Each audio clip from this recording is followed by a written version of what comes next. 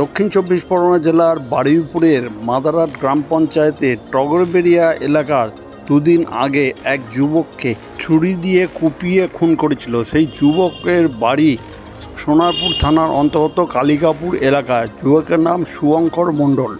সোনারপুর কালিকাপুরের মৃত শুভঙ্কর মণ্ডলের বাড়ির এলাকার বেশ কিছু ছেলে টগরবেড়িয়া এলাকায় সোমবার বিকালে আসে এবং খুন যারা করেছেন তাদের বাড়িতে যায় এবং বাড়ির ভেতরে টিভি, ফ্রিজ, ফ্যান সব ভাঙচুর করে, এমনকি ঘরের জানালা পর্যন্ত ভাঙচুর করে।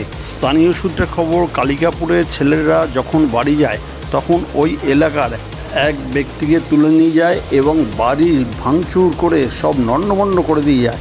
বারুইপুর থানা পুলিশ খবর পেলে তড়িঘড়ি ঘটনাস্থলে যায় এবং তদন্ত শুরু করে।